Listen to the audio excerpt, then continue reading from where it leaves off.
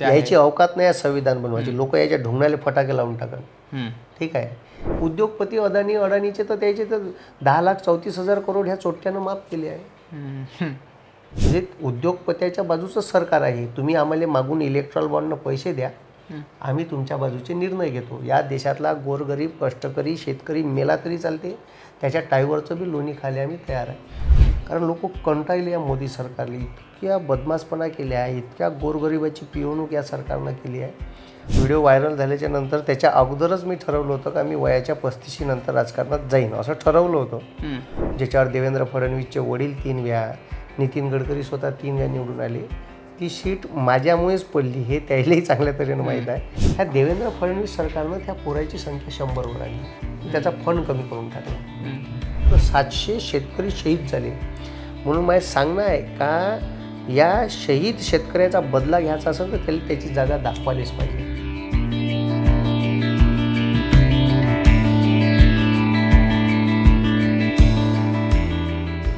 जत्रा लोकशाहीची या कार्यक्रमाच्या निमित्तानं आपण महाराष्ट्रभरामध्ये फिरतोय आणि महाराष्ट्रातलं सध्याचं वातावरण हे अतिशय तंग झालेलं आपल्याला बघायला मिळतंय, तापलेलं आहे. आणि अशातच दोन्ही बाजूनं महाविकास आघाडी असेल किंवा दुसऱ्या बाजूला महायुती असेल, फायर ब्रँड त्यांचे जे नेते आहेत ते मैदानात उतरवायचं चाललेलं आहे. आणि असेच एक वराडी स्टाईलमध्ये फायर ब्रँड नेते असलेले महाविकास आघाडीचे नेते म्हणून सर नितेश कराळे सर आपल्यासोबत आहेत. नेता बिता नाही सध्याच मी. सर तुमचं स्वागत आहे. नमस्कार.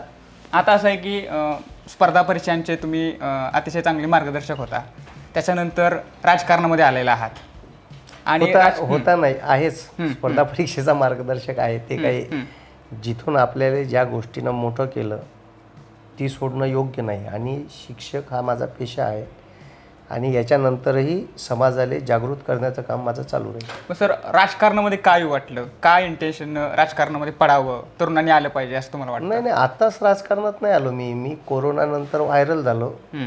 व्हिडिओ व्हायरल झाल्याच्या नंतर त्याच्या अगोदरच मी ठरवलं होतं का मी वयाच्या 35 नंतर राजकारणात जाईन असं ठरवलं होतं.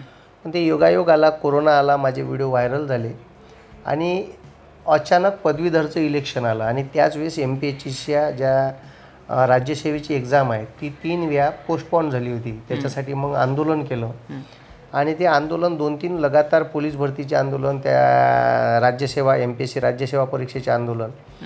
त्याच्यामुळे मग अचानक पदवीधरची एक्झाम आल्याच्या नंतर विद्यार्थ्यांनी म्हटलं का तुम्ही सर पदवीधर इलेक्शनला उभे राहा. आता पदवीधर इलेक्शनला उभे राहा जेव्हा म्हटलं तर मग म्हटलं आपली सोय नाही, 6 जिल्हे आहे. ठीक आहे, लोक एका मतदारसंघात उभं राहिलं नाही, 5-6 जिल्ह्याच्या आमदारकीसाठी कसं उभं राहिलं.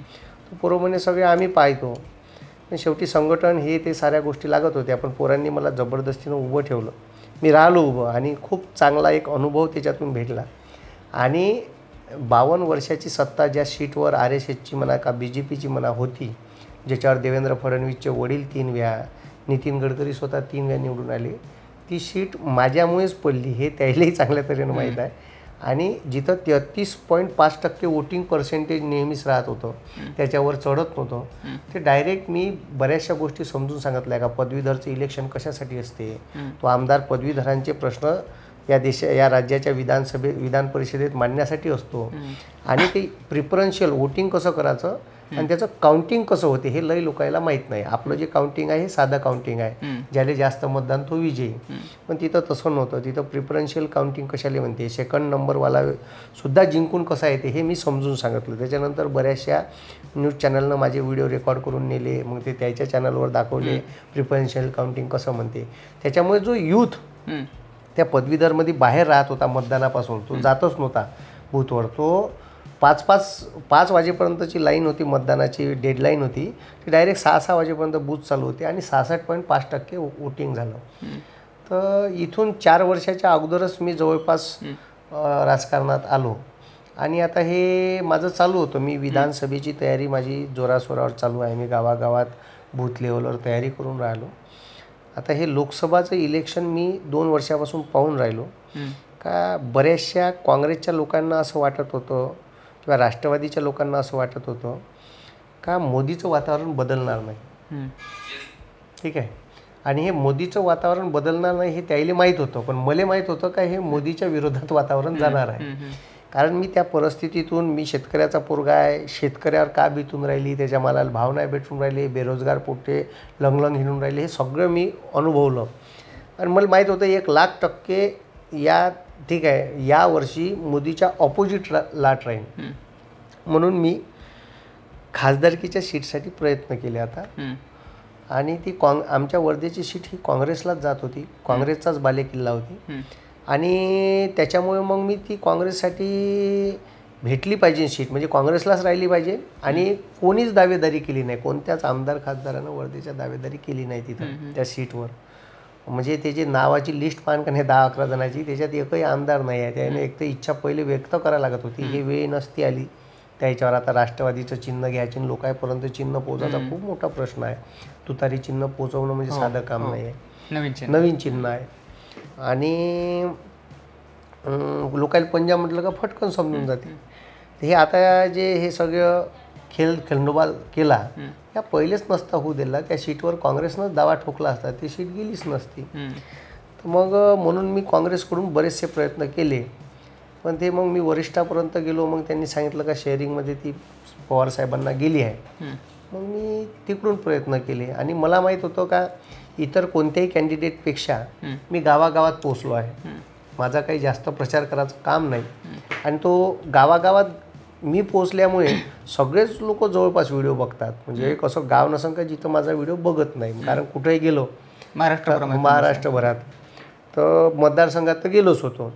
म्हणून मी दावेदारी केली. मग पवारसाहेबांनाही तसंच म्हटलं का माझा लोक इलेक्शन डोक्यावर घेईन बा मी जेव्हा उभं राहीन. पण ते कदाचित माझ्या मागं राजकीय पाठबळ नसन किंवा मग पैशाची थोडीशी चणचण होती मला. पण हे जे इलेक्शन आता तुम्ही पाहून राहिले असाल, तर हे लोकांनी डोक्यावर घेतलं. उमेदवाराला जास्त पैसा खर्च करायचं काम नाही. कारण लोक स्वतःहून अप्रोच होऊन राहिले, लोक स्वतःहून पाठिंबा द्यायला तयार आहे काही काही संघटना. तर हे मोदीच्या विरोधातली प्रचंड मोठी तिरस्काराची भावना निर्माण झाली आहे. कारण लोक कंटाळले या मोदी सरकारला. इतक्या बदमाशपणा केल्या आहे, इतक्या गोरगरिबाची पिळवणूक या सरकारनं केली आहे. तुम्ही पहा अक्षरशः म्हणजे अरेरावीचं सरकार आहे, ऐकायला तयार नाही. सिलेंडरचे भाव वाढून राहिले, पेट्रोल डिझेलचे भाव कमी करायला तयार नाही. अच्छे दिन लाएंगे म्हणे, सांगितलं का 35 रुपयात पेट्रोल भेटन, ठीक आहे 67 रुपयाचं, ते डायरेक्ट डबलच्या रेटमध्ये नेऊन ठेवलं. खताच्या किमती वाढून गेल्या, बियाण्याच्या किमती वाढून गेल्या. फवाऱ्याच्या एका दुकानात गेलो औषधाच्या, तो दुकानदार म्हणते का सर ह्या बॉटलवर GST वेगळा लावला आहे, लेबलिंगवर GST वेगळा लावला आहे. आणि जे काही केमिकल बनवून राहिलं तर ते एक सॉल्वंट येते आणि एक वेगळा पदार्थ येते, ते दोन मिक्स केले. या दोन्ही पदार्थावर अलग अलग GST आहे. तो कंपाऊंड GST किती झाला. आणि म्हणून किमती 1.5-2 पटीनं ह्या औषधाच्या वाढल्या आहे. याचा डायरेक्ट इम्पॅक्ट शेतकऱ्यावर होऊन राहिला. म्हणजे लागत खर्च वाढून गेला त्याचा. आणि त्या शेतकऱ्याच्या मालाले वरून भाव नाही भेटून राहिले. ठीक आहे, म्हणजे सरकार सोयाबीनचं भाव वाढलं तर औकातल्यासारखी 12 लाख टन सोयाबीनची ढेप बोलावली. तिकडं तुरीचे भाव 12,000 गेले तर इजिप्तवरून तुरीची डाळ बोलावली. आता कापसाले 10,000 भाव भेटला असता तर लगेच ऑस्ट्रेलियाहून कापसाच्या गठ्याने बोलावल्या, निर्यात बंदी करून टाकली. म्हणजे कास्तकाराला जिकडून तिकडून मारणंच चालू आहे. ठीक आहे. आणि महागाई प्रचंड वाढून गेली. कास्तकाराची पोरगी आहे, तिचं लग्न आहे, कुठून आणून तो पैसे, लागत खर्चच नाही निघून राहिला. त्याच्याही पोराचं शिक्षण आहे, ट्युशन लावले आहे त्यानं 11वी-12वीच्या पोराच्या, त्याचे पैसे द्यायचे आहे, तो दिन कुठून. हे साधे साधे प्रश्न आहे. मिनिमम बॅलन्स लावून टाकलं सगळ्याच भारतातल्या लोकांना. तुझ्या अकाउंटवर चोट्या 10,000 रुपये लागत नसन तर 250 रुपये तुझ्या अकाउंटमधून आम्ही डल्ला मारू.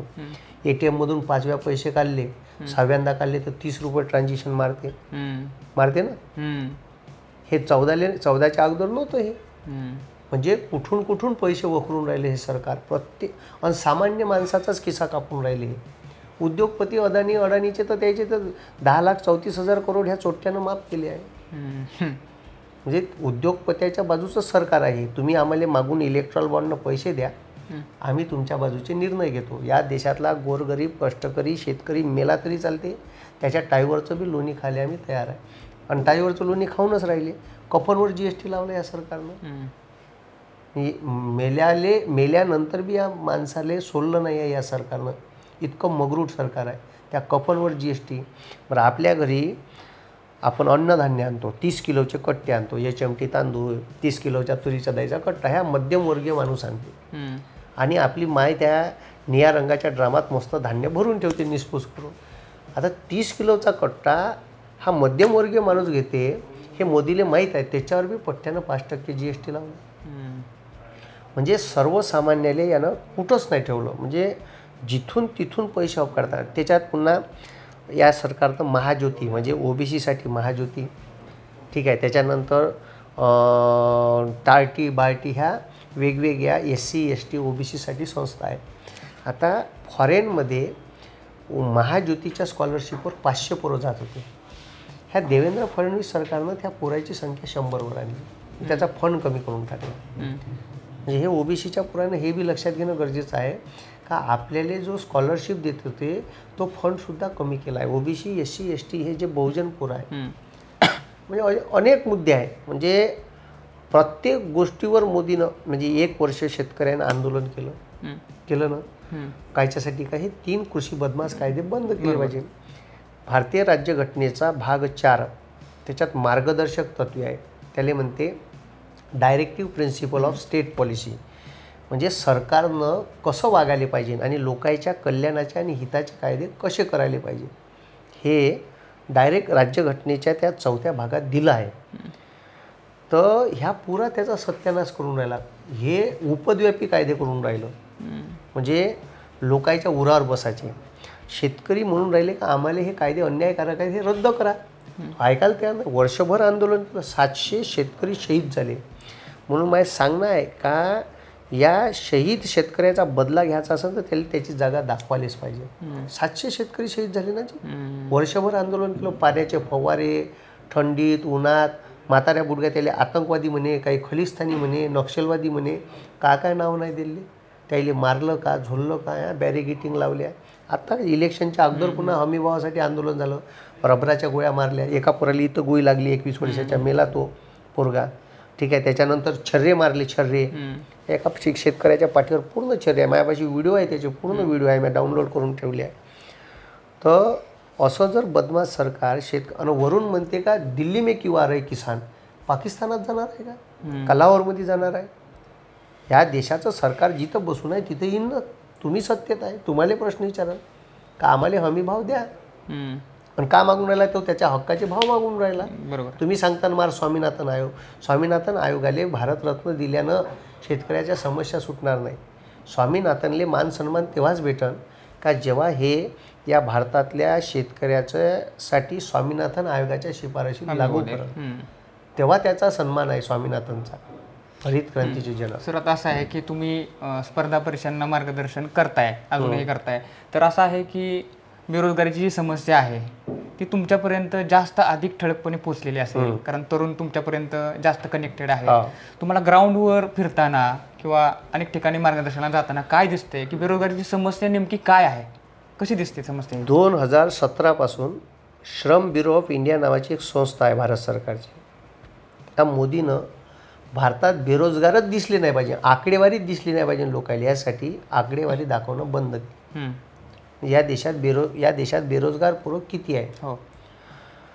आणि महाराष्ट्रावर तर अन्यायच केला. म्हणजे ह्या देशाचा पंतप्रधान ह्या बंद्या देशाचा आहे का गुजरातचा पंतप्रधान आहे असा माझा प्रश्न आहे.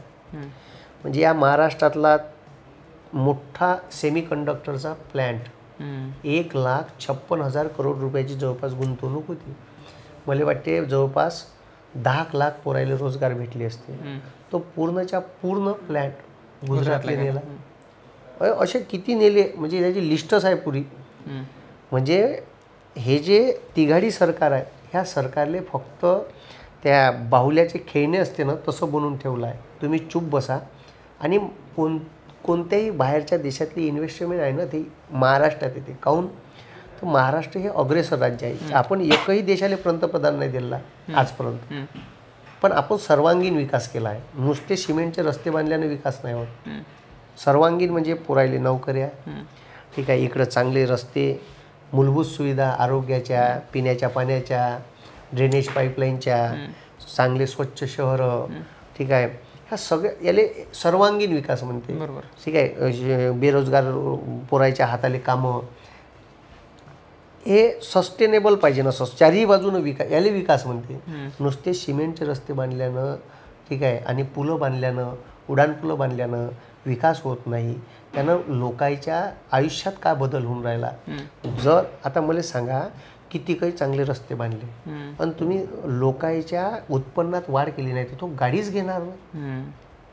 तो गाडी घेणार नाही तर तुम्हाला टॅक्स भेटणार नाही.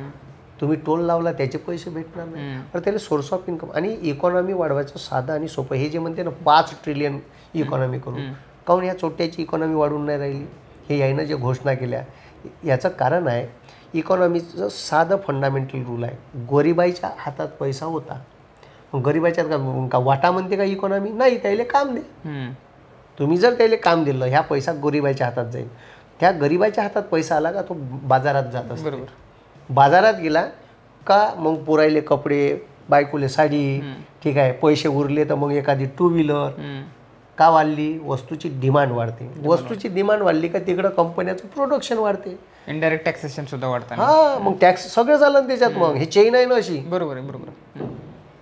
साधी इकॉनॉमीची रूल आहे. एकंदरीत आता यायले ते समजून नाही राहिलं. यायले असं वाटून राहिलं का उद्योगपत्याले वाढवलं म्हणजेच देशाची इकॉनॉमी वाढत. ह्यांना हे समजत नाहीये असं आहे का, असा त्यांचा उद्देश आहे. अशी टीका पण देखील होती काँग्रेसकडून की ह्यांना काहीच लोकांचं भलं करायचं आहे, हे व्यापाऱ्याचं सरकार आहे. नाही नाही नाही, विषय काय आहे त्याच्यासाठी अभ्यास लागेल ना इकॉनॉमीचा. हे बयाड बोंगी आहे ना साले. हे स्वतः सांगते का मी शिकलो नाही, मग फकीर झोला लेके आम्हाला कर्मना साल्या फकीर. ठीक आहे, तू फिरत बस झोई घेऊन, पण आम्हाला कायले फकीर करून राहिला. तू फकीर आहे तर राही ना फिरणं लंग या देशाला कायले फकीर करून राहिला. आपण अनपढ गवार पंतप्रधान निवडून दिला, त्याला इकॉनॉमीचं ज्ञान नाही आहे. ठीक आहे, ते देशाची अर्थमंत्री निर्मला सीतारामन ते JNUची स्टुडंट आहे. ते कशी बोलू शकते हो असं का? तिला कोणतरी प्रश्न विचारला का देशाचा रुपया घसरून राहिला, नाही म्हणे डॉलर वाढून राहिला म्हणून रुपया घसरून राहिला. आता ह्या मुर्दाडायले कोण सांगन? म्हणजे कॉप्या करून तर पास नाही झाली असं कवा कवा वाटते. JNUची स्टुडंट असं कसं बोलू शकते? JNU ब्रँड आहे. JNUला विरोध पण असतो हा, त्या JNUला विरोध करते. म्हणून इकॉनॉमी यायले माहीतच नाही इकॉनॉमी कशी वाढल्या जाते. साधं लॉजिक आहे, काहीच नाही. गोरगरिबाईले कामं द्या, बेरोजगार पोट्याला कामं द्या, इकॉनॉमी अशीच बुशअप होते. सगळेच वाढते. मग पोरायले पैसे आले, पगार का इन्कम टॅक्स आला. ठीक आहे, तो मार्केटमध्ये गेला काय इनडायरेक्ट टॅक्स आला. सगळे झालं. मग GST, state GST, central GST, सगळी चेन आहे. मग प्रोडक्शन वाढलं, तिकडं प्रोडक्शन वाढलं तर कंपनी एक्सटेंड करते. बरोबर. आणि कंपनी एक्सटेंड केली का पुन्हा नवीन लोकांना रोजगार भेटते. हे एक चेन आहे इकॉनॉमीची. हे जर त्याला समजली तरच ते देशाचं भलं करण, नाही तर या देशाचं सत्यानाश आहे. दुसऱ्या प्रश्नाकडे मला न्यायचं आहे तुम्हाला की संविधान बदलायचं चाललेलं आहे किंवा संविधान धोक्यात आहे अशा पद्धतीची मांडणी होते. याची अवकात नाही संविधान बनवायची. लोक याच्या ढोंगणाले फटाके लावून टाकन. ठीक आहे, हे जे संविधान बदलाच्या गोष्टी करते ना हे, तर यायची लायकी नव्हती. हे जे पिलांटू आहे हापचड्डीवाले, यायची लायकी नव्हती संविधान बनवायची. म्हणून एका हुशार तज्ज्ञ आणि अस्पृश्य माणसाले त्याला तिथं घ्यायला लागलं. आणि राज्यघटना लिहिल्याच्या नंतर RSSचा एक छेला असा म्हणते का संविधान खूप चांगलं लिहिलं पण ते एका अस्पृश्यानं लिहिलं म्हणून आम्हाला मान्य नाही. पहा त्याच्या टीका. अरे पण तुमच्यात हुशार आणि तेवढ्या लायकीचा माणूस नव्हता म्हणून त्या माणसाला तिथं नेमा लागलं. आणि हे महात्मा गांधीजीनं सांगितलं का या माणसाला घेतल्याशिवाय हे संविधान बनू शकत नाही या देशाचं. आणि हे संविधान बदलाच्या गोष्टी करते.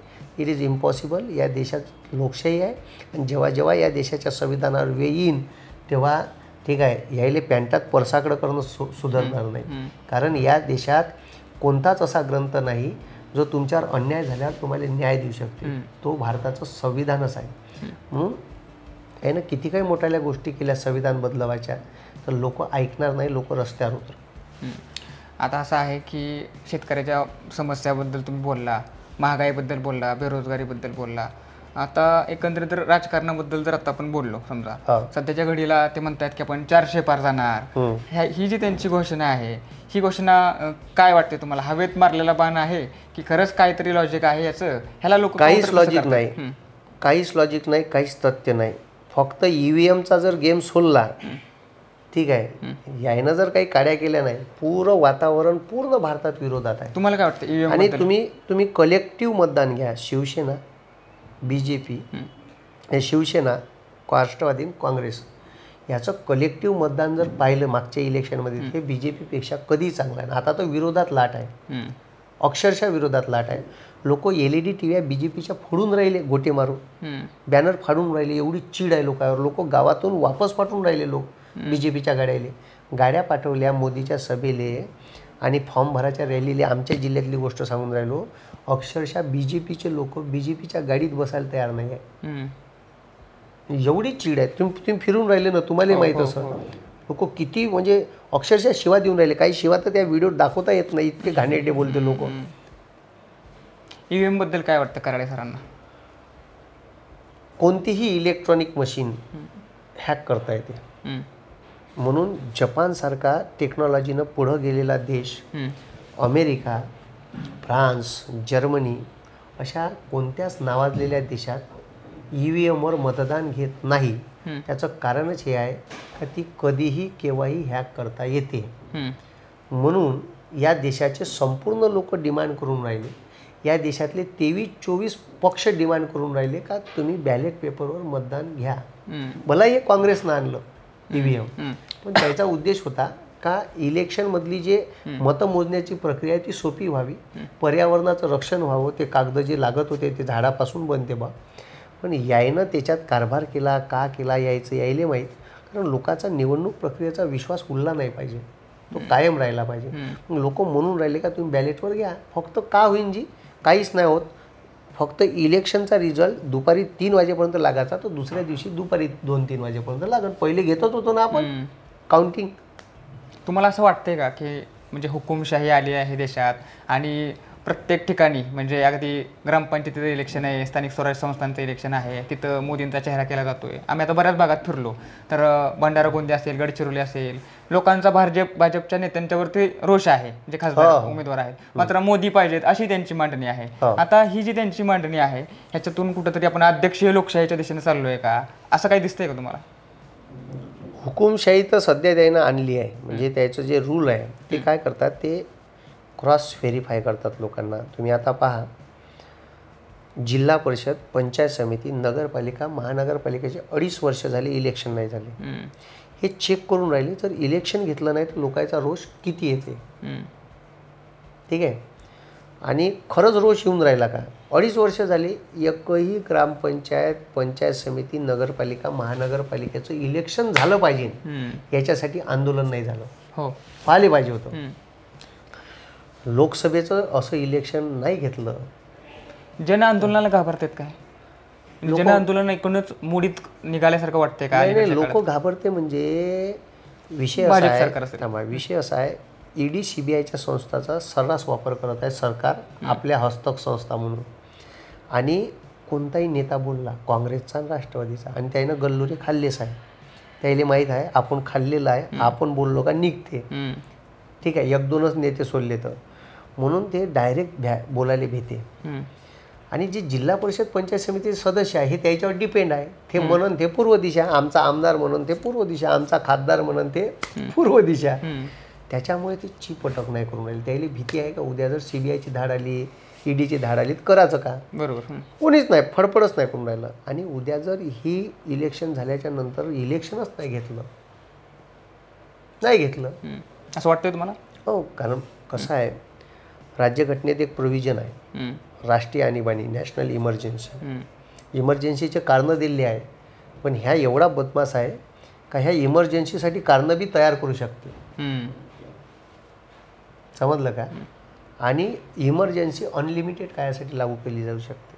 अनलिमिटेड म्हणजे संविधानात लिहून नाही आहे का 2 वर्षासाठी, 3 वर्षासाठी, अनलिमिटेड आहे. मला थोडंसं पूर्ण एकदा राजकीय प्रश्नांच्याकडे तुम्हाला न्यायचं आहे. तुम्ही आता राजकारणामध्ये आहातच. आता तुम्ही शरदचंद्रजी पवार साहेबांच्या राष्ट्रवादी पक्षामध्ये आहेत.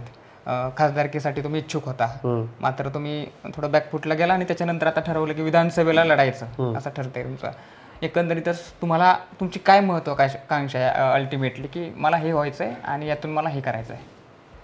नाही, महत्त्वाकांक्षा काहीच नाही. माझं म्हणणं एवढं आहे का गोरगरीब शेतकरी कष्टकरी बेरोजगाराचे प्रश्न या देशाच्या संसदेत किंवा राज्याच्या विधिमंडळात पोहोचायला पाहिजे.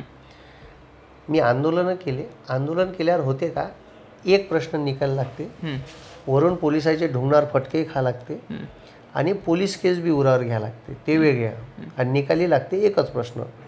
जेव्हा तुम्ही मेंबर ऑफ पार्लमेंट होता किंवा MLCचे किंवा MLA होता, तर तेव्हा सदस्य झाल्याच्या नंतर एक तुम्हाला पॉवर ऑफ ऑथॉरिटी राहते, तुम्हाला वजन राहते. तुम्ही विधानसभेत किंवा विधान परिषदेत किंवा देशाच्या संसदेत एक सर्वसामान्याची बुलंद तोफ म्हणून तुम्ही आवाज आपला दणाणू शकता आणि तिथं प्रश्न ठामपणे मांडू शकता. आणि त्या मंत्रालयाचा जो मंत्री आहे त्याला उत्तर देणं बंधनकारक असते. आंदोलन केल्यावर आला रे आला, गेला रे गेला असं काम आहे. वरून ठीक आहे, जो त्रास होते तो वेगळा, खर्च लागते तो वेगळा. म्हणून हुशार लोक गेले पाहिजे. माझं तर म्हणणं आहे का या देशातल्या हुशार पोरांनी राजकारण करिअर म्हणून निवडावं. राजकारण हे बदमाश लोकांचं आहे असं म्हणून आपण पाहिलं, आणि म्हणून बदमाश लोक, गुंडे लोक, पोलीस केसा लागलेले लोक, चांगल्या 40-40, 50-50 पोलीस केसा लागले. BJPनं तर आतंकवादी नेऊन ठेवले आहे तिथं. ते साध्वी प्रज्ञा सिंग मालेगावच्या मस्जिदीसमोर बॉम्बस्फोट केला होता. तिच्याच नावावर गाडी आहे ते MAT, जिच्यात बॉम्बस्फोट झाला. एक हायपोथेटिकल प्रश्न आहे, असा आहे की जर कराळे सर हे सध्याच्या घडीला महाराष्ट्राचे मुख्यमंत्री झाले तर काय नेमके बदल करतील, काय वाटतं तुम्हाला सध्याच्या घडीला? सगळ्यात पहिले तर मी इकॉनॉमिकल स्ट्रक्चर पाहिन, कुठं पैसा वाचवता येते आणि प्रत्येक तालुका लेवलच्या MIDशा कशा आपल्याला हायटेक करता येईल जेणेकरून तिथला जो रोजगार आहे तो तिथंच प्राप्त होईल. वर्धेतल्या पोराला पुण्यात यायची गरज नाही पडली पाहिजे. ठीक आहे. त्याच्यानंतर एज्युकेशन संस्था ह्या स्ट्रॉंग करणं गरजेचं आहे. म्हणजे जिल्हा परिषद प्राथमिक शाळा ज्या आहे त्या जे केजरीवाल यांनी मॉडेल केलं तयार, आणि एक केजरीवालची मला स्कीम खूप आवडते. एक फरिश्ते नावाची स्कीम आहे. भारतातल्या कोणताही माणूस NCRच्या रिजनमध्ये जर ॲक्सिडेंट झाला तर त्याचा पूर्ण मेडिकल खर्च, त्याचा मेंदूला जरी लागला 5 लाखाचं जरी ऑपरेशन असेल तर ते देते. खूप सुंदर योजना आहे. त्याचं नावच आहे फरिश्ते. तर ज्या इंटरनॅशनल स्कूल तिच्या बंद व्हायला लागल्या, स्विमिंग टँकपासून स्विमिंग पूलपासून सगळं बनवून टाकलं, तर अशा म्हणजे 3 स्टार 2 स्टार अशा शाळा झाल्या पाहिजे असं माझं स्वप्न आहे. का म्हणजे खेड्यातल्या पोरायले सगळ्या एक डॉक्टर APJ अब्दुल कलाम एक स्कीम सांगून गेली, ते इम्प्लिमेंट नाही झाली, पुरा नावाची. त्या पुराचा लॉंग फॉर्म आहे PURA, PURA, providing urban facility to rural area. म्हणजे शहरातल्या पोरायले जे भेटते त्या फॅसिलिटी गावातल्या लोकांना भेटलं पाहिजे, असा माझा देश तयार झाला पाहिजे असं APJ अब्दुल कलाम सांगून गेले. That is called PURA, providing urban facility to rural area. तर ह्या कन्सेप्ट जर गेल्या का नाही तर खूप चांगलं होईल. आणि एक म्हणजे तज्ज्ञ जसं पैशाचा वापर प्रॉपर इम्प्लिमेंटेशन ज्या गोष्टीवर व्हायला पाहिजे गोरगरिबाच्या हातात पैसा जासाठी, आणि आपोआपच मग इकॉनॉमी तुम्हाला काही करायचं काम नाही, इकॉनॉमी आपोआप बुशअप होते. लोकांच्या हातात पैसा गेला का बचत वाढल, बचत वाढली का इनडायरेक्टली तो बचतीचा पैसा उद्योगपतीला कर्ज म्हणून देता येते. ठीक आहे. ज्या देशाचा गुंतवणुकीचा दर जास्त, बचतीचा दर जास्त असतो त्या देशात गुंतवणुकीचा दर जास्त असतो. पण बचत वाढासाठी लोकांच्या हातात पैसा गेला पाहिजे ना. ठीक आहे. हे इकॉनॉमीचं साधं रूल आहे. सर तुम्ही आता बरेचसे मुद्दे मांडले की तरुणांनी राजकारणामध्ये उतरलं पाहिजे. आता दुसऱ्या बाजूला असं आहे की भांडवलवाद प्रचंड वाढलेला आहे, सामाजिकता खूप कमी व्हायला लागलेली आहे, सोशलिझम कमी झालेला आहे, आणि तरुणांनी म्हणजे सामान्य तरुणांनी राजकारणामध्ये यावं तर आता असा समज पण आहे की तुमच्या हातात पैसा पाहिजे, तुमचे ॲक्सेस पाहिजे नेत्यांच्यासोबत, त्याच्याशिवाय नाही पैशानंच इलेक्शन जिंकता येते, हे खोटं आहे. केजरीवाल उदाहरण आहे त्याचं. त्याच्यानंतर पैसा थोडाफार लागते तुम्हाला, लोक पैसा उभा करून देते. इलेक्शन जर असलं ना तर लोक पैसा देते हो. म्हणजे तुम्ही जर लॉयल असाल लोकांच्या प्रती, मला द्यायला तयार झाले तर ते लोक, तुम्ही सर उभे राहा म्हणजे आम्ही पाहून घेऊ. ठीक आहे. लोकायलेच मागता येते नोट बी दो वोट बी दो. दुपट्टा घ्यायचा आणि फिरायचं. त्याच गावातल्या लोकांना म्हणायचं 10-10 रुपये टाका, जो 10 रुपये देईन तो मतदान देणीच आहे आपल्याला.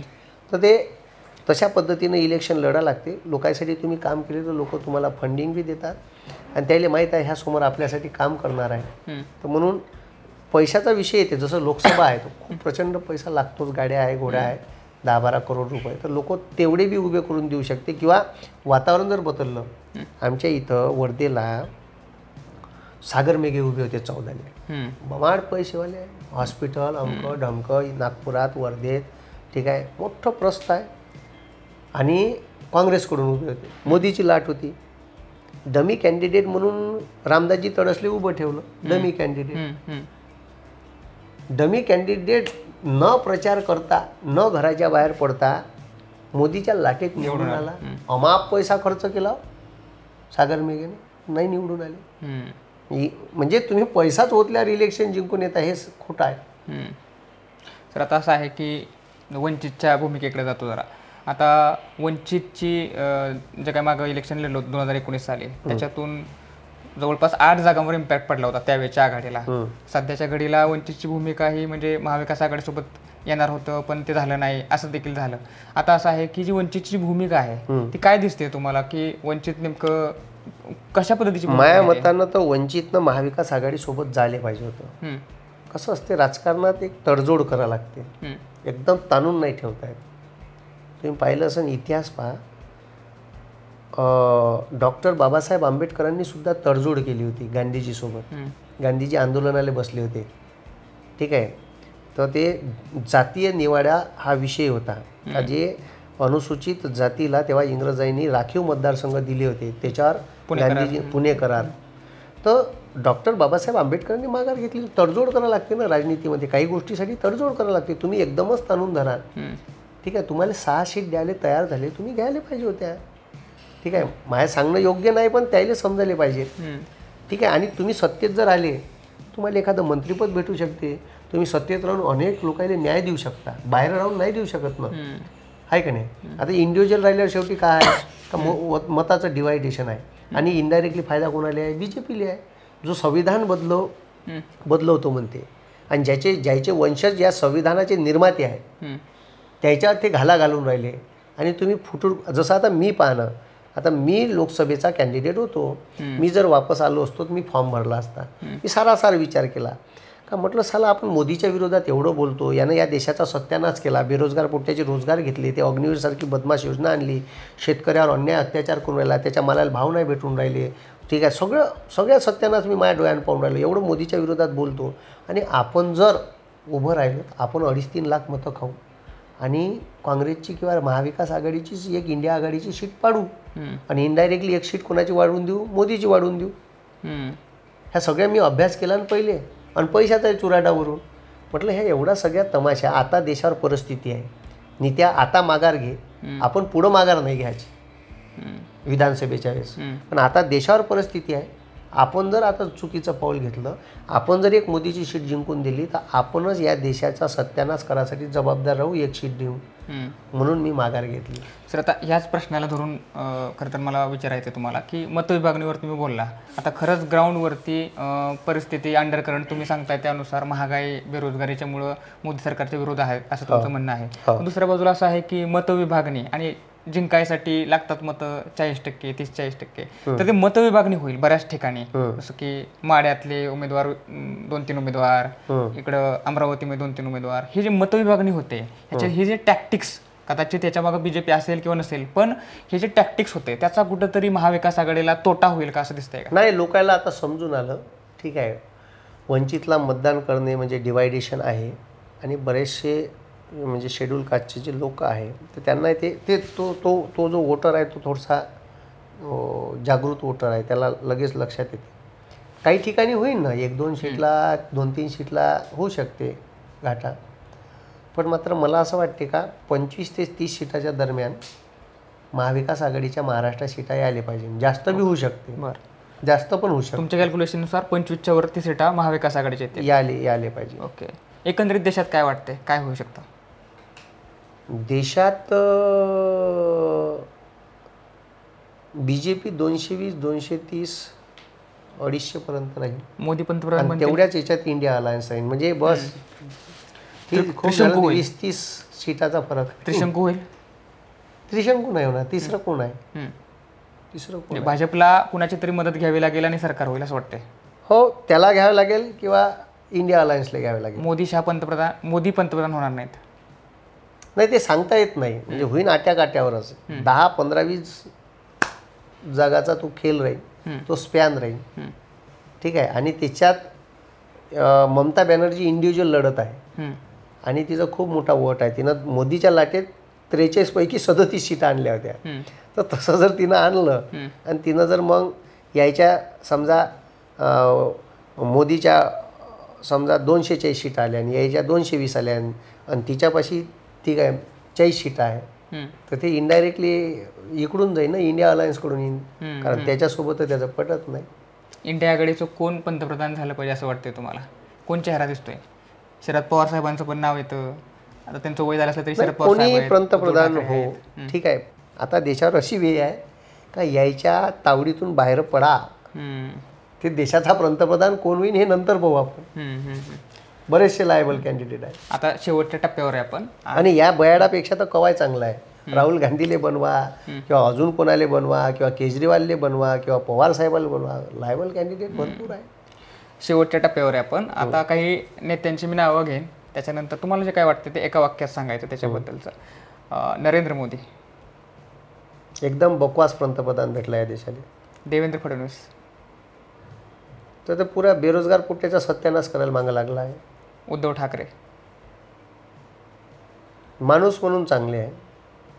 शरद पवार ग्राउंड लेवलच्या लोकांना ओळखून माणूस ओळखण्याची ताकद असणारा नेता आहे आणि वयाच्या 85व्या वर्षीसुद्धा एक योद्धा म्हणून लढत आहे. प्रकाश आंबेडकर राजकारणात थोडंसं त्यांनी कॉम्प्रोमाइज करून चालायला पाहिजे. किरीट सोमय्या न बोललेलं बरं. अजित पवार अजित पवार ईडी CBIला भेलेले लोक आहे. हे निष्ठा आणि ज्या माणसांनी मोठं केलं त्याच्यावर एकनिष्ठ नाही राहू शकत. नितीन गडकरी विजनरी माणूस आहे, पण त्या विजनरीतून आपला स्वार्थ साधत राहते. अमित शहा तडीपार माणूस आहे. ठीक आहे. तर सरांनी बरेच उत्तरं दिलेली आहेत आणि त्याच्यामध्ये त्यांनी विस्तृतपणे सांगितलं आहे की महाराष्ट्रामध्ये येत्या काळामध्ये काय होऊ शकतं, इथली कॅल्क्युलेशन्स कसे असतील, महाविकास आघाडीचे किती नेते इथून निवडून येऊ शकतात आणि अर्थात देशभरामध्ये परिस्थिती कशी होऊ शकते, पंतप्रधान कोण होईल यापेक्षाही इथं कोण नको याच्या आधारावरती निवडणूक होईल असं दिसतंय असं त्यांना वाटतंय. एकंदरीत सर तुमचं खूप खूप आभार. धन्यवाद. विषय भारी. या चॅनलवर माझी ही मुलाखत घेतली त्याबद्दल खूप खूप धन्यवाद. आणि अमरावतीला अचानक यांची भेट झाली हॉटेलमध्ये मी प्रचार दौऱ्यावर असताना आणि चांगले झाली. तुम्ही या चॅनलवरचे व्हिडिओ चांगले वाटले तर नक्कीच चॅनलला सबस्क्राईब करा आणि फॉलो करा. आणि मला इथे बोलावलं आणि माझी मुलाखत घेतली त्याबद्दल खूप खूप धन्यवाद. सरांनी एकूण सांगितलेलं आहे. तर अर्थात पुन्हा एकदा सांगतो, जर हा व्हिडिओ आवडला असेल आणि सरांचं एकंदरीत जी मुलाखत आहे ती तुम्हाला कशी वाटली आहे ते आम्हाला कमेंटच्या माध्यमातून कळवा. आणि व्हिडिओ आवडला असेल तर लाईक शेअर करा. सोबत आपल्या विशेष भारी या यूट्यूब चॅनलला सबस्क्राईब करायला विसरू नका. धन्यवाद.